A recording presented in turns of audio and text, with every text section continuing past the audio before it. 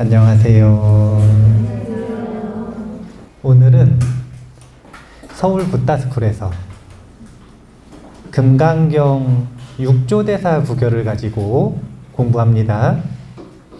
지난 시간에 우바세계경 특강을 중간에 했기 때문에 이번에는 무등무설분 제7을 공부할 시간입니다. 이제 전반부라고 하는 건 정신희유분과죠. 사실은 이미 중간고사를 한번 봤잖아요. 그게 뭐냐면 열이실견분의 무상의 진리를 듣고 청정한 믿음이 나는가 안 나는가, 나면 어떻게 하고 안 나면 어떻게 한다, 중간고사를 이미 하고 사실은 과제까지 다 내주셨어. 그래서 이제 후반부예요. 후반부의 시작은 다시 무등무설분에서 시작을 하는데, 전반부에서 제가 한 문장을 꼽는다면 전념청정, 후념청정의 문장을 꼽았을 거예요. 지금 후반부의 시작에 무등무설분에서 한 문장을 꼽을 수 있는 아주 특징적인 문장을 오늘 배울 건데, 그게 뭐냐면 부처님 법, 부처님 설법의 특징이에요. 그걸 뭐라고 하냐면 나중에 얘기할게요. 아니 잊어버렸어. 그래서 확인한 다음에 얘기할 거야. 예고 같은 거 아니고 그거 아니고 잊어버려가지고. 일단은 무등무설분 제7 99페이지네요. 6조대사 구결 특징이 분명을 먼저 설명을 하고 시작을 하죠. 이렇게 설명합니다.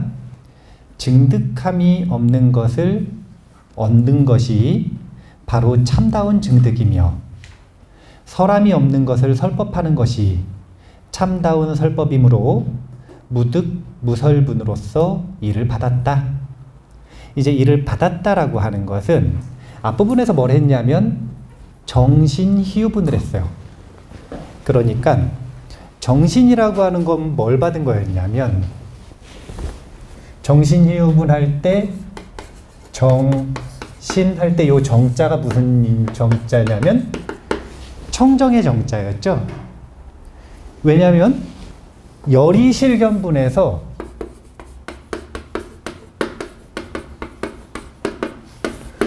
무상반야의 이치를 설하셨는데 이것을 청정을 설했다, 이렇게 말하는 거예요.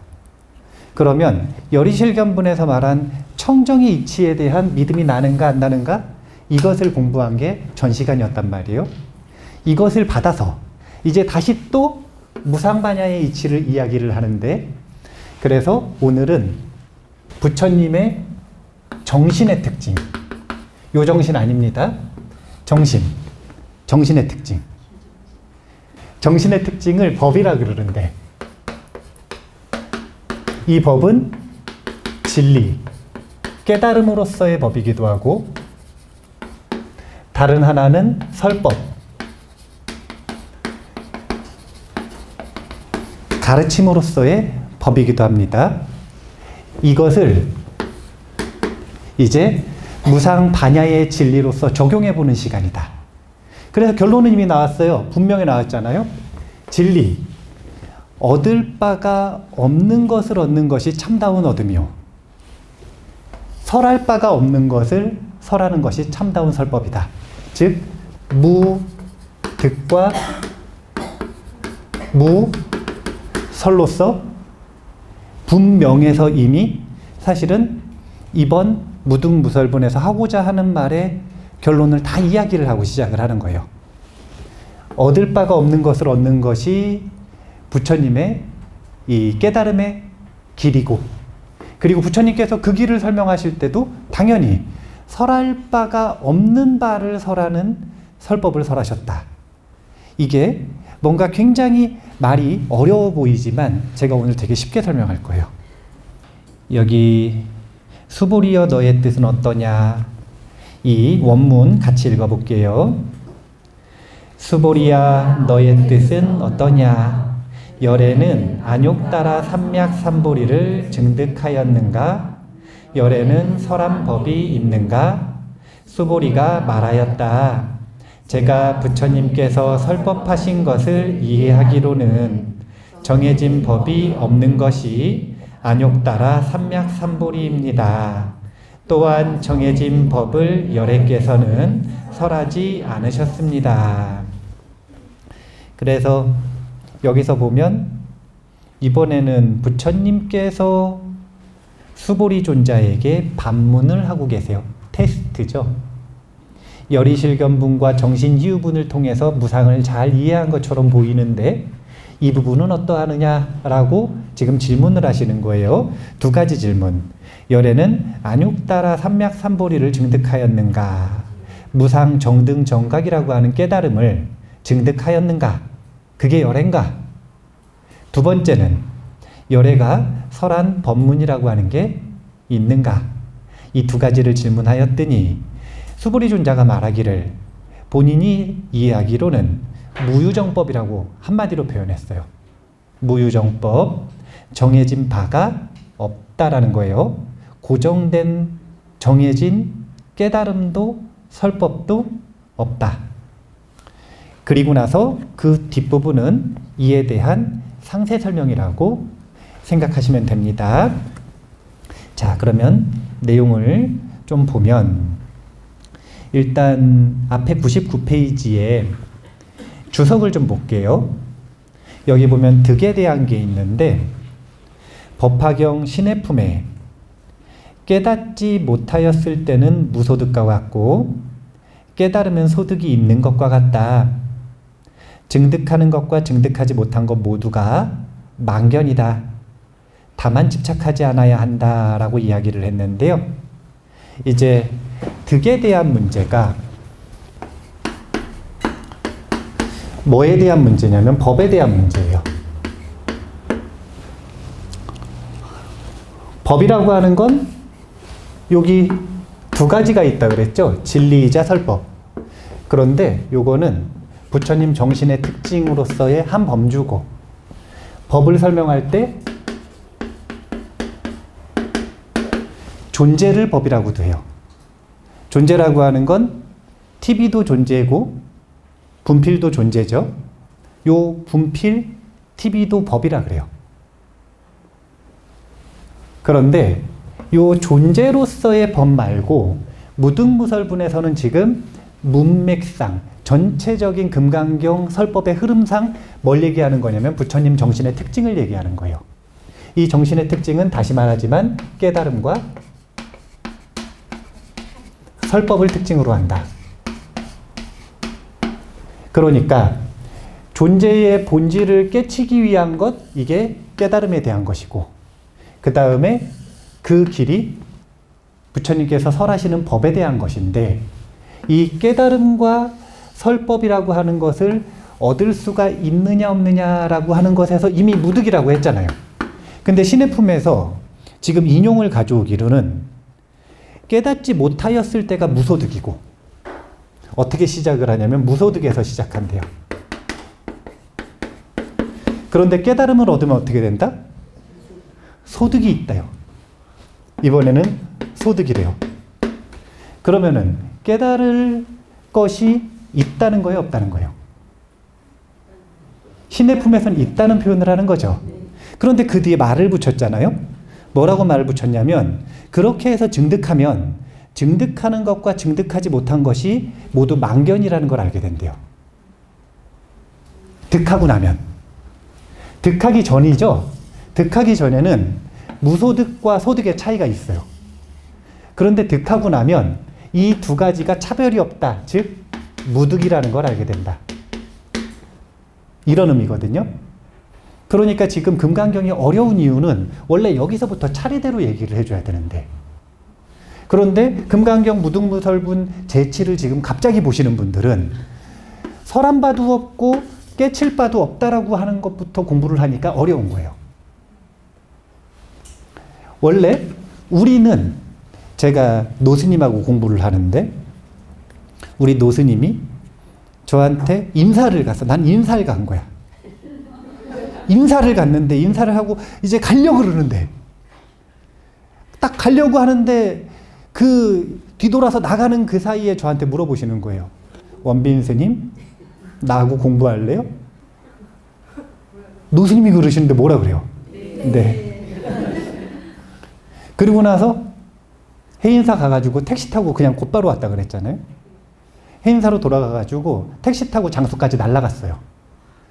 그래서 날아가가지고 노스님하고 첫 대면을 하는데 1대1로 노스님이 저한테 질문을 하셨다는 거예요. 스님은 나부랑 이제부터 공부를 할 건데 수평의 공부를 할래? 수직의 공부를 할래? 제가 수직의 공부를 하겠습니다. 그러니까 흡족한 표정이셨어요. 좋은 선택이라는. 근데 수직의 공부 참 좋지. 그런데 스님은 일단 버릴 말이 없기 때문에 말부터 배우는 수평의 공부를 해야 된다. 이렇게 얘기를 하셨어요. 무득이라는 걸 알려면 일단 버릴 득이 있어야 되기 때문에 뭘 얻어야 돼. 그래서 신의 품에서 하는 내용을 먼저 일부러 얘기를 한 거예요. 무득에 대한 이야기를 하기 전에 무득에 대한 이치를 말하기 위해서는 먼저 배운 바가 없고 깨친 바가 없는 상태에서 벗어나서 소득이 있어야 그래야 이것을 버리고 망견임을 알 수가 있는 것이다. 이걸 먼저 얘기하고, 왜냐면 무득이고 무설이라고 하면 허망할까 봐 이걸 먼저 이야기하고 시작을 합니다. 여기 무유정법도 중요한 주석이죠. 청정본연의 상태를 무유정법이라고 하고, 이 청정본연의 상태는 근기가 정해져 있지 않다. 이게 무슨 뜻이냐면 근기 따라 깨달음도 설법도 다 달라진다는 거예요. 그래서 무유정법이에요. 열애가 설법하는 것은 정해진 것이 없다. 이렇게 이야기하고 있는 부분 줄쳐두세요. 100페이지의 9결 읽어보겠습니다. 안욕따라는 밖으로부터 얻은 것이 아니며 다만 마음이 능소가 없는 것이 곧 이것이다.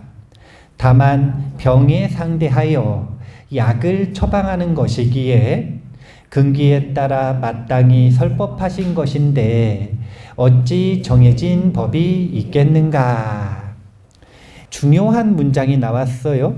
안욕따라 할 때 안욕따라는 무상이라는 뜻이에요.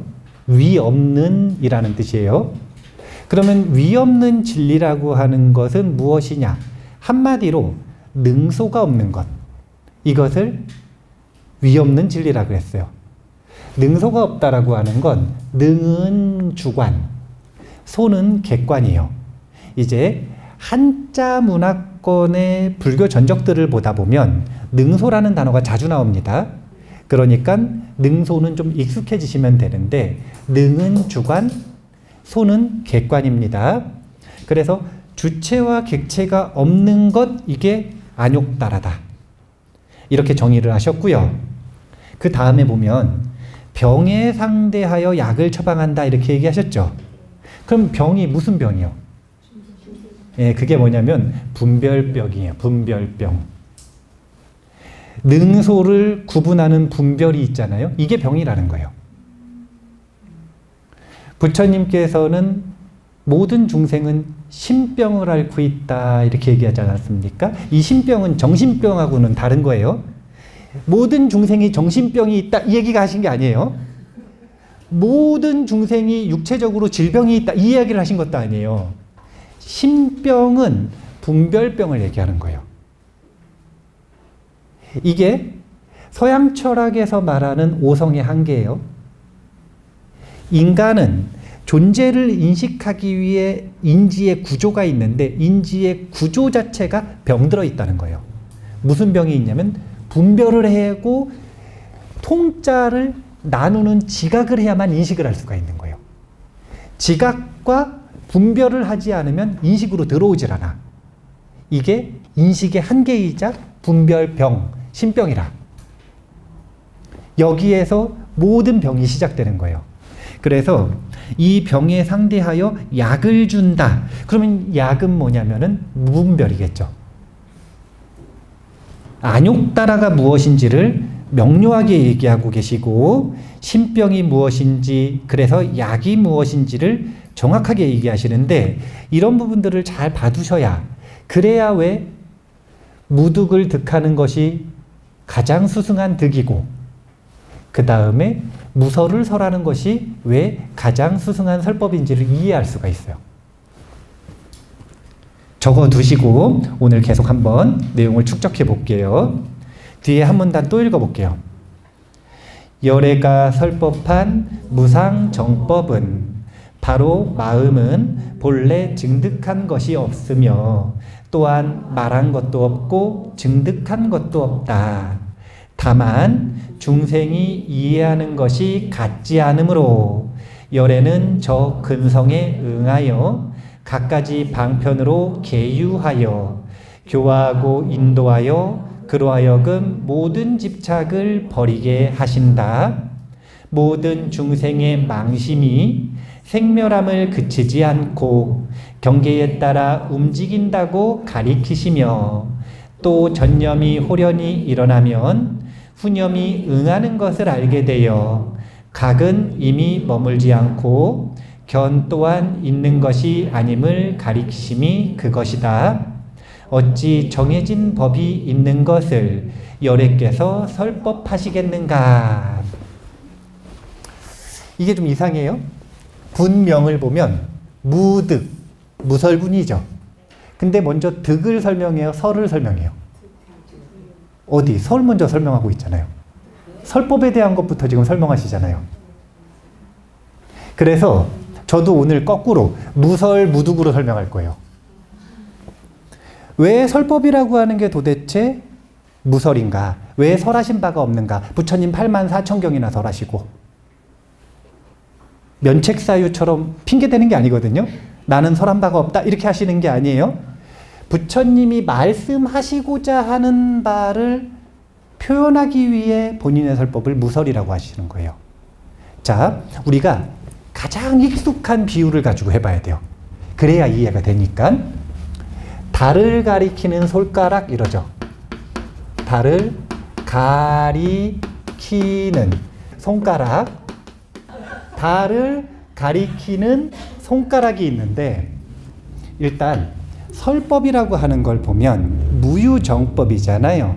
제가 가장 많이 이야기하는 건 왜 부처님은 설하신 바가 없느냐라고 하는 것에 대해서 이렇게 얘기하죠. 부처님께서는 설하시는 자가 아니라 답하시는 자다. 이걸 가장 많이 이야기를 하죠.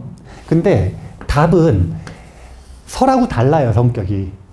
설하는 건 그날 해야 될 말이 정해져 있어. 그날 개요가 짜져 있고 그날의 주제가 있고 그날 이야기해야 되는 문장들이 정해져 있는 거예요. 그러면 청중들의 상태는 고려하지 않고 본인이 해야 되는 말들을 해요. 이거는 지금 그날 할 말이 정해져 있어요, 안 정해져 있어요? 정해져 있죠. 그럼 이거는 무유정법이 아니라 정법이라. 정해진 것을 하는 거니까. 근데 답은 무슨 질문을 할 줄 모르는데 어떻게 정해져 있어요? 정해진 바가 없어요. 그냥 질문에 따라 상황에 따라 근기에 따라 방편이 전부 달라지는 거예요. 여기 보면 저 근성에 응하여 갖가지 방편으로 계유한다. 비유를 열어서 보여주는 거예요. 그게 부처님 설법의 특징이라. 답하시는 자이기 때문에. 이것까지 적용해가지고 설법이 왜 무설인지를 몇 가지로 설명을 해볼게요. 자, 그래서 설법이 시작됐어요. 그러면 설법을 우리가 듣고 있습니다. 그러면 그 설법은 다리예요, 손가락이에요? 손가락. 자, 먼저 손가락의 입장에서 보면 손가락은 달과 같아요, 달라요? 그러면 이 손가락이라고 하는 건 실이에요? 아니면 망이에요? 망이겠죠? 손가락은 진리가 아니에요. 자, 그러면 이번에는 달을 볼게요. 손가락으로 달을 가리켰더니 어떤 사람이 그래서 달을 봤어. 그럼 그 본 달은 또 실이에요? 망이에요? 이것도 망이에요. 왜냐면 달을 본다고 생각하지만 그 달에 비친 상분을 보고 있죠. 그래서 또 망이에요. 요거를 뭐라 그러냐면 손가락은 반야 중에 문자 반야를 얘기하는 거잖아요. 이거는 언어의 한계를 얘기하는 거예요. 언어라고 하는 것은 진리를 담을 수 없다. 달은 그래서 언어 너머에 가리키는 것을 관조해서 봤어요. 그럼 이건 뭐냐면 생각인데 생각 역시 마찬가지로 진리를 담을 수 없다. 자, 세 번째. 그 손가락이 어디 있는 사람이 물어봤느냐에 따라 방향이 같아요? 항상 같아요? 아니면 다 달라요? 손가락의 방향도 다 달라. 이게 뭐냐면 정해진 바가 있는 것이 아니라 항상 답하는 상황에 따라 방편과 비유가 달라진다는 의미예요. 손가락의 방향이 다 다릅니다. 그러면 언어의 한계의 측면에서 볼 때도 손가락은 진리가 아니고, 그래서 여기에는 정해진 법이라고 하는 게 없고 단 하나의 법은 없어요. 또 그렇게 해가지고 보여주고자 하는 걸 봐도 그것은 부처님께서 보여주고자 하는 것과 사실은 다른 거예요. 그래서 여기에도 정해진 바가 없고 그 다음에 방향이 다 달라. 그래서 부처님한테 설법 들은 사람들이 다음날 모여서 서로 의견을 나눠보잖아요. 그럼 다 다른 얘기를 들었어요. 그래가지고 설법, 답변, 안 자체도 전부 다 달라요. 정해진 바가 없어요. 자, 그러면은 그래서 깨쳤다고 생각해 볼게요, 이번에는. 그래서 이번에는 달을 보는데 그 달의 상분을 보는 게 아니라 그 상분 너머에 있는 그대로의 무분별을 봤다고 쳐봐요. 자, 봅니다. 이제 아라한이 되는 거예요. 이 자신의 인식의 한계를 넘어서 아라한이 되는 거라. 그럼 아라한이 될 때 보는 진리는 다 같을까요? 다를까요? 이것도 또 다 달라요. 그래서 무등무설분 맨 마지막에 보면 일체현성은 계위, 무위법, 이유차별, 무위차별이라고 얘기하죠. 그 무위로 들어가는 과정과 결과가 전부 다 차별이 있어요. 그러면 심지어 여기는 전부 다 아직 깨닫지 못한 세계라. 분별의 세계. 분별의 세계에 이 그릇에다 무분별을 담을 수 있다 그랬나요? 없다 그랬나요? 없다 그랬죠. 요거는 이해가 된다 이거예요. 그러면 이제 무분별로 들어갔잖아요. 무위법을 봐서 무분별로 들어갔어. 그런데 들어가는 입구도 출구도 또 다 차별이 있어요. 이게 아주 재밌는 거예요. 깨달아 들어가는 과정도 깨달은 내용도 전부 다 차별이 있고 이 차별에 따라 이 사람들이 설법을 할 때 다 달라요. 그러니까 우리는 원래 설법이 무설인지 아니면은 정해진 바가 있는지에 대해서 공부를 하려면 갑자기 무설을 공부를 하는 게 아니라 하나하나 따져봐야 되는 거예요. 내가 지금 듣고 있는 문장, 문자, 언어에 과연 진리가 있는가? 여기에 정해진 진리는 없더라. 그래서 내가 공부하다 보니까 공감이 되고 뭔가 이해가 되고 뭔가 도터지는 소리가 나는 이거 뭔가 하는 것 같아. 견처가 생긴 것 같아. 거기에 정해진 바가 있는가 없는가? 그것도 없더라. 그 다음에 나를 그렇게 이끌어준 문장에도 사람마다 그 문장을 이해하는 방식도 필요한 문장도 전부 다 다르거든요. 방향도 전부 다 고정된 바가 없더라.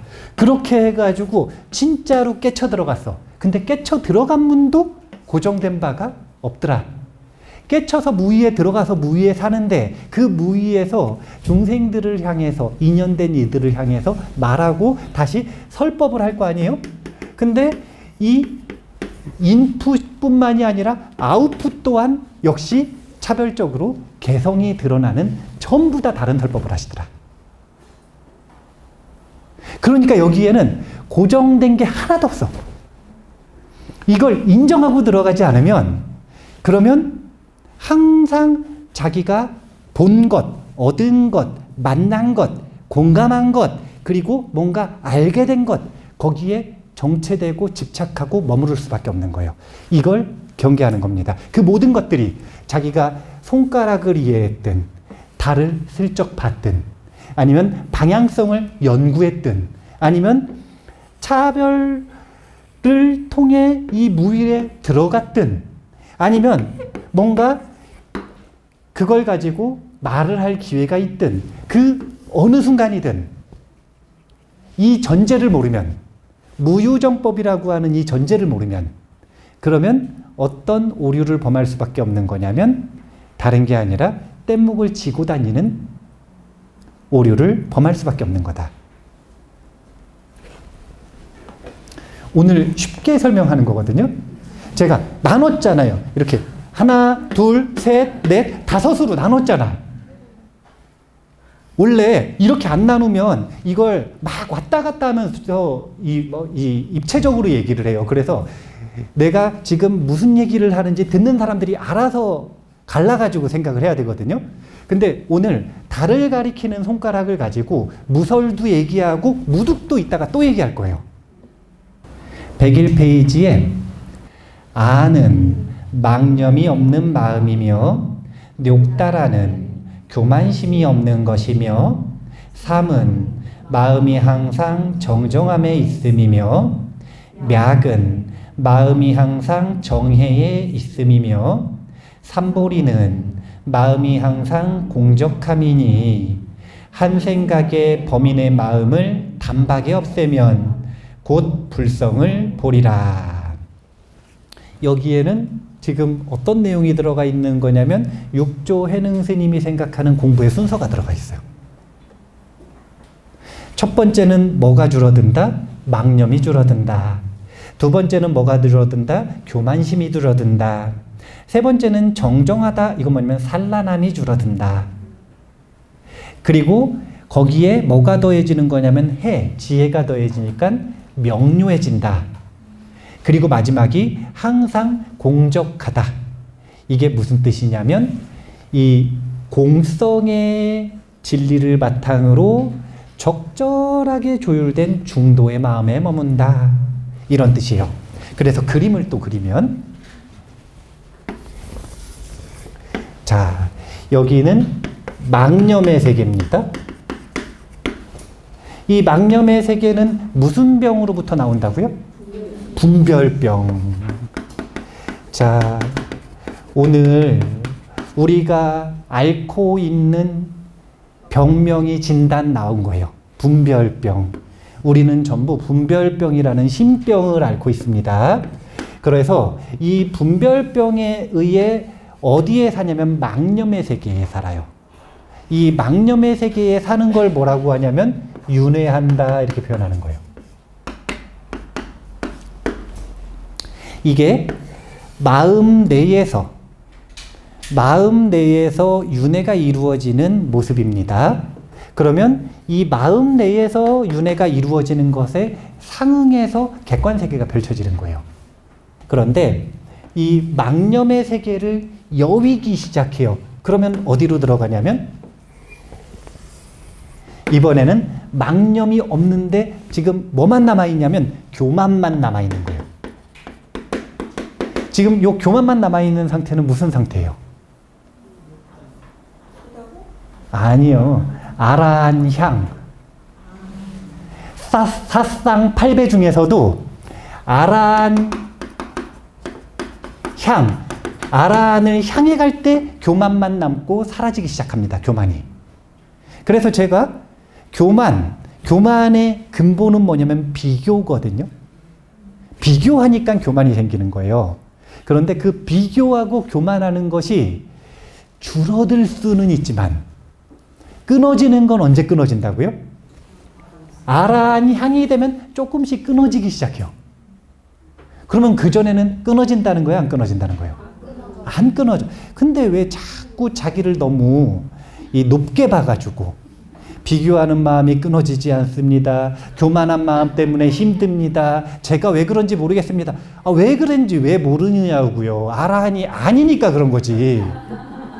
일단 그런 얘기는 수다원 넘고 하자는 거죠. 일단 망념이 줄어들고 그래서 맨 마지막 번뇌로 지금 뭘 얘기하는 거냐면 교만을 얘기하고 있어요. 그 다음에 정정의 세계라 그랬거든요. 이 정정의 세계는 고요한 마음이잖아요. 그럼 이 고요한 마음은 뭐냐면 이 산란한 마음이 없어지는 거예요. 산란한 마음이 없어진다라고 하는 건 도거와 혼침 중에 도거가 사라진다는 거죠. 그러니까 마음을 불안하게 만드는 요소들이 또 점점 사라져요. 그래서 고요한 마음에 머무르기 시작합니다. 그러면 그 다음에 뭐가 생기냐면 정해에 머무른대요. 여기서 말하는 정은 요 바를 정자가 아니라 뒤에 있는 선정의 정이에요. 그리고 해가 더해진 거예요, 그냥. 정정에 해가 더해진 거예요. 플러스 뭐냐면 지혜. 그래서 요 마음은 지와 관이 잘 조율된 마음이에요. 마음이 고요하니까 거기에 더해서 명료하게 바라보는 알미 생긴 거예요. 여기에서 더 들어가면 이제 무엇을 하는 거냐면 공적한 마음 상태로 중도를 본다. 지금 이렇게 육조의 능스님 본인이 생각하는 수행 차제를 얘기하신 거예요. 일단 망념을 없애라. 그래가지고 이제 망념은 분별병 때문에 일어나는데 뭘 먹어야 되냐면 무설의 설을 먹어야 돼요. 무설이라고 하는 설법을 먹어야 돼요. 무설의 설법. 이 무설의 설법은 뭘 지금 담은 약이냐면 무분별을 담은 약이에요. 이 무분별을 담고 있는 약을 먹으면 어떻게 되냐면 온갖 분별이 줄어들기 시작하는 거예요. 그럼 망념이 줄어들어. 그러다가 교만이 남아요. 근데 교만은 아까 비교라 그랬잖아요. 비교는 왜 하냐면 분별하니까 있는 거잖아요. 그러니까 분별이 만 가지로 펼쳐졌다가 분별이 점점 줄어드는 거라. 그러다가 마지막 비교가 분별이 끝나면 고요해져. 그리고 명료해져요. 그리고 중도로 들어가더라. 그러니까 어떤 약을 먹어야 되고 그 다음에 그 약을 먹음에 따라서 병이 어떻게 호전되는지에 대해서. 그래서 공적해지면 신병이 나은 거라는 거예요. 그러니까 공적해지는 건 중도의 상태라 그랬으니까 부처님 처음 말씀하신 초전법륜의 첫 설법의 첫 문장으로 되돌아가는 거예요. 그냥 초전법륜에서 말씀하신 그 첫 문장으로 되돌아가기 위한 그 모든 84,000 법문들이 있는데 그 법문을 너무 고집하지 말라는 거예요. 그거 다 답변이니까. 부처님께서 이거는 무조건 고정된 진리다. 이거는 어디서든 다 맞는 진리다. 이렇게 만병통치약처럼 얘기하신 게 아니라 뭐 때문에 얘기하신 거냐면 사람마다 그때그때 필요한 진리들을 얘기하신 거예요. 누구는 고집이 너무 없어. 그러면 뭐라고 얘기할 수도 있냐면 좀 고집을 부려라. 이렇게 얘기할 수도 있어요. 그럼 그 설법을 듣고 고집이 생겼어. 그래가지고 나중에도 계속 고집을 부리라 그랬지. 고집을 부리라 그랬지. 고집을 부리라 그랬지. 그래가지고 뗏목을 짊어지고 다니는 거예요. 또 누가 밥을 너무 안 먹어. 그래가지고 그 사람한테 뭐라 그랬냐면 밥 좀 먹어라. 그랬더니 밥을 또 너무 먹어. 그래가지고 이미 뚱뚱해졌는데 부처님께서 밥 먹으면 성불한다 그랬다. 그래가지고 밥을 계속 먹는 거예요. 말을 짊어지고 다니죠. 그러지 말라는 거예요. 분별, 집착을 여위는 과정을 설하는 것이 부처님 설법의 특징인 거예요. 그런데 무분별의 약을 먹고 자꾸 분별하고 집착을 하니까 부처님께서 금강경에서는 특별히 조금 극단적으로 표현하신 거예요. 다른 데서는 다른 주제로 설법하실 때는 수보리존자에게 물어볼 거 아니에요? 열애가 설한 법이 있는가? 네, 설한 법이 84,000개 있습니다. 이렇게 말할 수도 있는 거예요. 이렇게 말했다 그래서 금강경에 집착하는 사람은 수보리존자가 갑자기 미쳤나? 이렇게 생각할 수 있거든요. 아니 그럴 수 있잖아요. 근데 그게 아니라 그때는 그게 맞는 답인 거야. 그러니까 어디에든 집착하면 항상 어딘가에는 걸려서 불편해질 수밖에 없어요. 부처님은 그 병적인 상태를 유도하는 게 아니에요. 그 병적인 상태에서 자유로워지길 유도하는 거예요. 다만 그 자유로워지는 방법이 사람마다 전부 다 다르더라. 중도의 균형을 맞추는 데 있어서 필요한 약이 다 다른 거예요. 그래서 다 다른 말씀을 하실 수밖에 없어. 부처님 설법이 어제 다르고 오늘 다르다고 부처님 말 바꾸는 사람이라고 하면 안 돼요. 근데 말 바꾸는 사람이 맞긴 맞거든. 이제 뉘앙스가 좀 다른 거죠. 있는 그대로 보면 말 바꾸는 사람이에요. 아니 어떻게 오늘의 진리와 내일의 진리가 같아요? 어떻게 이 사람의 진리와 저 사람의 진리가 같아요? 그건 다른 거예요. 이 사람에게도 감기약, 저 사람에게도 감기약, 저 사람에게도 감기약을 주겠다는 얘기거든요. 응병여약의 진리와는 전혀 관계가 없는 고집이라. 자, 무설에 대한 이야기를 계속하고 있습니다. 102페이지. 아는 무, 뇨다라는 상, 그 다음에 삼맥이 삼은 정이고 맥은 등이니까 정등입니다. 삼맥이. 그리고 삼보리 할 때 삼이 또 정이고 보리는 깨달음이니까 각인 거예요. 그래서 안욕따라 삼맥 삼보리를 붙이면 무, 상, 정, 등, 정, 각 이렇게 한자하고 산스크리트를 음역한 한자하고 배대가 되더라. 자, 뒤로 넘어가서 103페이지 본문 한번 읽어볼게요. 무슨 까닭이냐 하면 열애가 설한 것은 모두 취할 수 없고 말할 수도 없으며 법도 아니고 비법도 아니기 때문입니다. 열애가 설한 것은 그 다음에 법도 아니고 비법도 아니기 때문입니다. 라고 지금 누가 얘기한 거예요? 수보리존자가 본인이 이해한 바를 얘기하고 있죠. 수보리존자가 아주 잘 설명을 하셨어요. 그러니까 제가 보면은 열애는 수보리존자를 좋아할 수밖에 없어. 기특해요. 본인이 말하고자 하는 바를 찰떡같이 명문화를 잘해서 아름다운 문장으로 표현을 하고 있어요.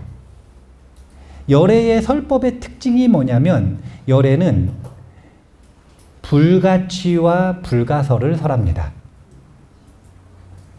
여기 해석할 때 보통 어떻게 번역을 하냐면 열애가 설한 것은 모두 취할 수 없고 말할 수 없다 이렇게 해석을 하잖아요.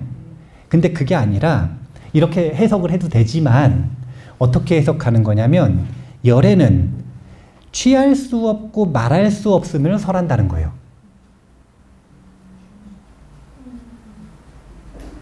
열애가 말한 게 있는데 그거는 설할 수도 없고 취할 수도 없는 게 아니라 열애는 뭘 말하는 사람이냐면 불가취와 불가설을 말하는 사람이라는 거예요. 이 두 가지는 완전히 다른 거거든요. 자, 열애가 설한 것은 모두 취할 수도 없고 말할 수 없다. 그러면 설한 게 있다는 거예요, 없다는 거예요? 있다는 거잖아요. 있다는 거죠. 있는데 그걸 왜 못 취해? 이렇게 새기는 게 아니라 어떻게 생기는 거냐면 열애는 뭘 설하는 사람이냐면 불가취를 설하는 사람이고 불가설을 설하는 사람이라는 거예요. 일단 이 지금 오늘 제가 아주 중요한 이 전념 청정, 후념 청정만큼 중요한 문장이 나올 거라 그랬는데 그 중요한 문장이 뭐냐면 부처님 정신, 부처님 법의 특징이에요. 부처님 법은 불가취, 불가설을 특징으로 한다. 불가취, 불가설을 특징으로 한다. 중요한 문장이 나왔어요. 부처님 진리의 특징은 불가취, 불가설이다. 지금 이게 무득무설분의 핵심이기도 해요. 왜냐하면 취하는 것은 득하는 거잖아요. 취할 수 없으니 무득이라고 하고 설하는 것은 설법이잖아요. 그래서 무설이라고 한다.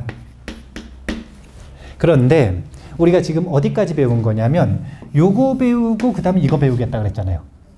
그래서 요거 먼저 배운 거라. 지금 우리가 인식론을 공부한 거예요. 우리 지금 유식철학 공부한 다음에 요 강의 다시 보시면 되게 쉬울 거예요. 왜냐하면 무설에서 지금 한계를 얘기했잖아요. 여기서 뻗어나가는 거예요. 전부 다. 첫 번째는 언어의 한계가 있고 두 번째는 생각의 한계가 있다. 이건 왜 한계가 있냐면 분별이기 때문에. 그러면은 분별에는 뭘 담을 수 있고 뭘 못 담아요? 분별은 담을 수 있어요. 뭐든. 분별은 뭐든 다 담을 수 있어요. 10년 연구하고 20년 연구하고 30년 연구해서 논문 쓰잖아요. 그러면 정교한 분별의 체계를 다 담을 수 있어요. 이거는 그냥 지능과 그 다음에 시간의 차이가 있을 뿐이지 불가능이 아니라. 그런데 무분별은 이 분별병에서 벗어나지 않는 한 절대 담을 수가 없어요. 이게 언어와 생각의 고유한 한계라. 이걸 우리 이제 유식철학 공부할 때 이 뭐라고 얘기를 할 거냐면 변계 소집성이라고 얘기할 거예요. 여기서 변계라고 얘기하는 게 뭐냐면 분별이에요. 소집은 분별한 바에 대해서 집착하는 거예요. 자, 요 얘기를 왜 하냐면 설법은 분별의 세계에 있는 사람들을 위해서 명료하게 분별해서 설법해 주는 거거든요. 무설을 다 나눠서 분별해서 설명을 하잖아요. 이거 지금 제가 분별하는 거예요? 분별을 안 하는 거예요? 분별하는 거잖아요. 근데 분별을 해서 뭘 말하고 싶어요? 결론은. 분별이 없다라는 걸 말하고 싶은 거죠. 무분별을 말하려고 해도 뭘 말할 수밖에 없는 거냐면 분별을 가지고 말을 할 수밖에 없어. 그러니까 분별은 처음부터 안 하라고 강요하시는 거예요? 하는 걸 그냥 내비두시는 거예요. 내비두는 거라. 그리고 심지어 부처님 깨달으시고 나면 분별을 쓸까요? 안 쓸까요? 씁니다. 부처님은 더 명료하게 분별하세요. 점점. 저보다 훨씬 더 명료하게 설명하세요. 필요하면 7가지, 필요하면 100가지로도 설명하세요. 그래서 화엄경에 보면 보통 하나의 개념을 설명할 때 100가지씩 설명하시는 거예요. 화엄경은 원고 청탁을 받았는데 길게 설해도 된다 그랬거든요. 그러니까 그 길이에 맞게 충분히 원하는 바를 세밀하게 분별을 하시는 거예요. 근데 금강경은 원고 청탁을 받긴 받았는데 너무 짧은 분량밖에 없어요. 그러니까 지금 짧게 설하시는 거거든요. 분별은 해도 된다 이거예요. 이 얘기를 왜 하고 마무리를 하냐면 설법도 없고 얻는 깨달음도 없다. 그래서 무분별로 나아가야 되고 분별의 병을 앓고 있다라고 얘기하니까 자꾸 분별을 안 하려고 그래. 이거는 바보가 되는 길이고 이건 바보가 되는 길이에요. 물론 극은 통해. 그래서 바보가 돼서 깨치는 분들이 있어요. 아니 근데 이런 길을 진짜 많이 갔거든요. 선사들은 이런 길을 진짜 많이 선택했어요. 선사들이 선택한 건 중간에 내가 바보가 돼도 관계없다 이거예요. 어차피 내 이번 생은 버린 생이야. 이번 생에는 아무것도 이루지 않아도 돼요. 그렇기 때문에 전생을 바쳐서 수행을 하는 거예요. 그러니까 바보가 돼도 관계없는 거예요. 우리 도반들 보면 선방에서 안거 지내고 오면 바보 같아지는 분들 많거든요. 그러면 바보 같아진 분들을 보면서 도반들이 서로 걱정을 하는 게 아니라 공부가 잘 되고 있군. 이렇게 생각을 한단 말이에요. 왜냐하면 선수행의 특징이 그거니까. 이 분별을 활용하지 않고 무분별로 나아가기 위한 수행이 직관의 수행. 그거 말고 분별을 활용해서 무분별로 나아가는 수행이 통찰의 수행이에요. 그런데 우리는 지금 공부한다라고 하는 건 통찰을 쓰는 거니까 이것을 분별을 해서 분별해도 된다. 그런데 뭘 하지 말라고 금강경에서는 계속 얘기하는 거냐면 그 분별한 것에 집착하지 말라고 자꾸 얘기하시는 거예요. 분별하지 말라는 게 아니에요. 분별한 것에 집착하지 말라 그러는 거예요. 분별은 하지 않을 수가 없다니까. 자, 인간으로 태어났으면 배고파지지 말아라. 이거 가능해요? 배고파지지 말아라. 이거 가능합니까? 이것만큼 불가능하고 어려운 게 뭐냐면 분별하지 말아라요. 그냥 너무 당연한 기관, 신체 기관. 그게 뭐냐면 위가 있으니까 배고프잖아요. 그것처럼 인간의 두뇌를 가지고 있으니까 분별하는 거예요. 이건 너무 당연한 것. 이건 언제까지 당연한 것이냐면 끝까지. 그래서 깨달음 얻으시고 나도 깨달을 때도 차별, 설법하실 때도 또 차별이 있어. 다만 그 분별과 차별을 본인이 원할 때 쓰고 원하지 않을 땐 끌 수 있느냐 없느냐의 차이가 있을 뿐이에요. 그걸 꺼나가는 과정의 시작이 뭐냐면 분별은 괜찮으니 집착하지 말아라. 이게 뭐냐면 무주입니다. 집착하지 않는 마음, 무주. 분별을 꺼나가는 약이 뭐냐면 무상이에요. 이 무주상의 태도로서 육바라밀, 만행을 실천하는 걸 무주상 보시라고 하는 거예요. 자, 오늘 무득, 무설분에 대한 이야기를 했는데요. 무득은 불가취, 무설은 불가설로서 부처님 깨달음과 설법, 부처님 정신의 특징, 이것을 명료하게 보여주고 계시다. 부처님은 무엇을 얻었는가? 불가취를 얻었고, 부처님은 무엇을 설하셨는가? 불가설을 설하셨다. 이렇게 내용을 정리하고 첫 번째 시간을 마무리하도록 하겠습니다. 감사합니다.